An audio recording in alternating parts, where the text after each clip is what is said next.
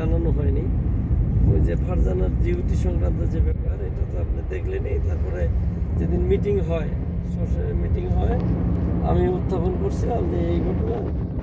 ফারজানা নিজেও বলছে 6 দিন, আমারও একটু দরকার একটু বেশি দিন দেওয়ার, কারণ অফিসিয়াল কাজ তো একটু থাকলে ভালো হয় পরীক্ষা মানে। তো ডিউটিটা 6 দিন চাইছে, আপনারা কি বলেন? তো আমি অনেক কথাই বললাম না, একটা কথাই, না স্যার এমনি না অমনি আগে যেমনি হয়েছে। এটা আবার যে অনেক সাহা বলছে যে আগে যেভাবে বলছে ওভাবে করবেন, বাইরে করেন, সেটা বলছে। কিন্তু ওর ব্যাপারটা তো একটু আলাদা ছিল, যে যার ফলে আমি কথা উঠাইছিলাম। শেষে বললাম 3 দিন দেন, যেহেতু চায় না এই রুটিনের বাইরে করবে না। এটা কি আপনি শুনছিলেন কিনা জানি না, আমি বললাম 3 দিন দেন।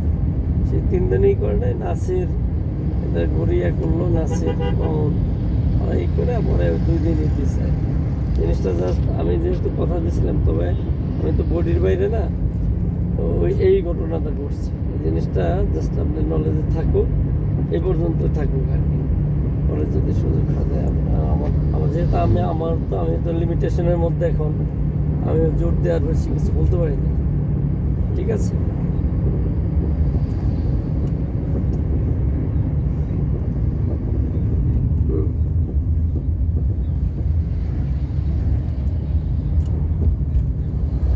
করছে মানে যে জায়গা থেকে করছে আপনি নিজেও বুঝেন, আমিও বুঝি। আপনি নিজেও জানেন, আমিও জানি। তো থাকেন দেখি। আমি এই জন্য সেদিন নিচে কম দুঃখে বলি না যে আপনি ঠিক থাকেন, আমি ঠিক আছি, দেখবো সময় আসুক, সময় আসুক, তো অপেক্ষা করেন। আর তেল জল কোনোদিন মিশ খায় না, এটাই মনে রাখবেন। এটা আমিও মনে রাখছি, আপনার মনে রাখবেন। যা ছিলাম আমরা তাই আবার ঘুরে ঘুরে হবে দেখবেন। তো ঠিক আছে, ভালো থাকেন সব। ফারজানার ওটা বোঝাই দিই যে এই ঘটনা আসলে চেষ্টা করছি। ওকে, ওকে, আল্লাহ হাফেজ, ওয়ালাইকুম আসসালাম।